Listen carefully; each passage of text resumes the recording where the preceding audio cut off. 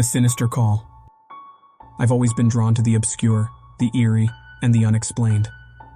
Late one night, I stumbled upon a forum that discussed the mysteries of the internet, one of which was the notorious OCT282011.com.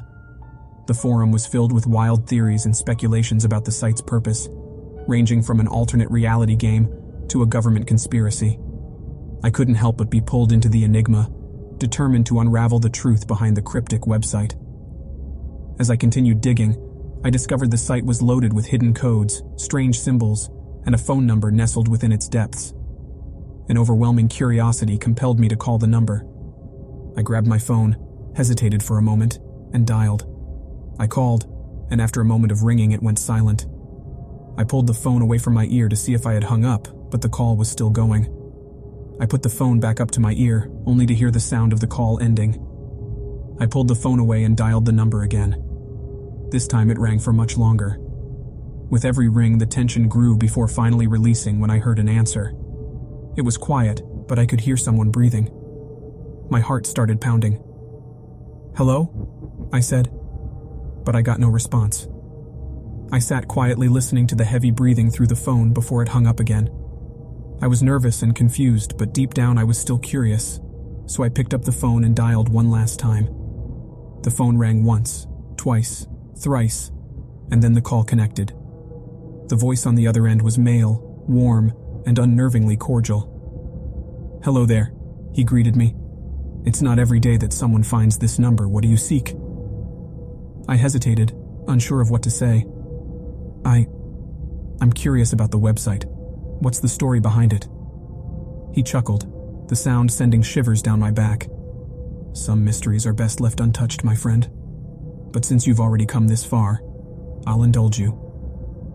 For the next few minutes, the man spoke of enigmatic events, secret societies, and the pursuit of knowledge that had led him to create the website. It was all so fascinating, but I couldn't shake the feeling that something was amiss. As the conversation continued, I noticed that the man's tone began to change. He seemed to know more about me than he should, mentioning my hobbies and interests with unnerving precision. "You have a beautiful home," he suddenly said, his voice now laced with menace. "I particularly like the arrangement of your living room, the way the sofa faces the fireplace." Panic set in as I realized the implications of his words. How could he possibly know what my house looked like? Was he watching me? "I'd recommend running," he suggested with a hint of malice. "But I doubt it would do you much good." My heart raced as I threw the phone down and bolted from my living room. I ran through the house, searching for a place to hide. I settled on the attic, a small, cramped space filled with dusty boxes and forgotten memories. I clambered up the ladder, pulling it up behind me and securing the hatch. My heart pounded in my ears as I cowered in the darkness, praying that he wouldn't find me. Moments later, I heard the unmistakable sound of my front door creaking open, followed by slow, deliberate footsteps. The intruder moved through my home with eerie confidence, as though he knew its layout as well as I did.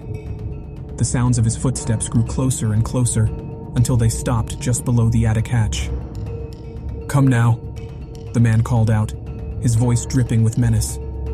"Do you really think you can hide from me?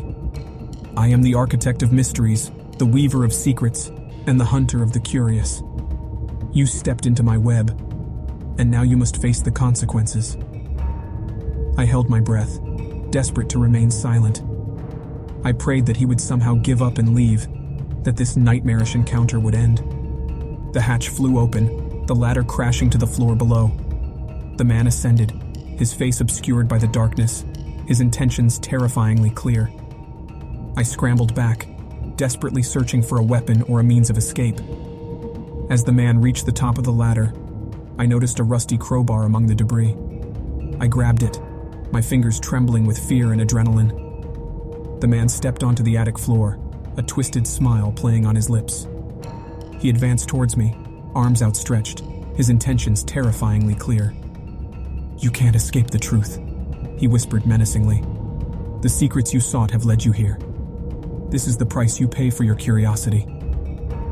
I tightened my grip on the crowbar, my heart pounding in my chest. As he lunged towards me, I swung the makeshift weapon with all my strength, connecting with a sickening thud. The man crumpled to the floor, momentarily stunned by the blow.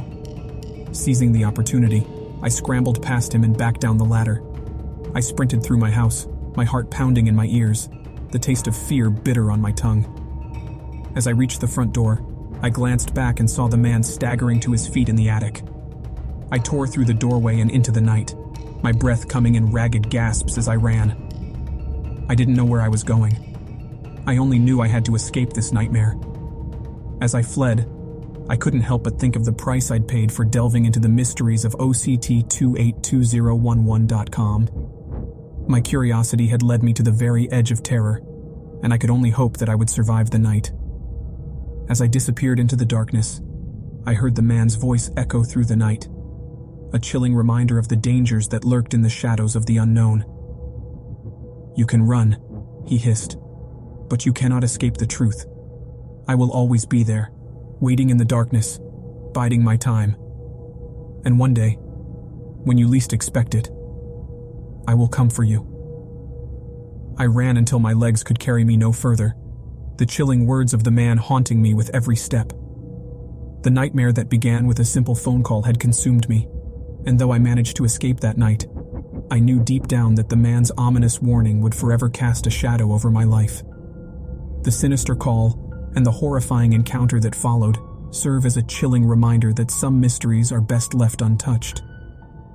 And as I lay in bed each night, haunted by the memory of that fateful night, I can't help but wonder if the man who slipped into my home was simply a deranged individual, or something far more sinister, a malevolent force born from the darkness and mystery of OCT282011.com.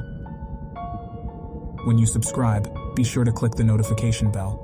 Click here for more true scary stories.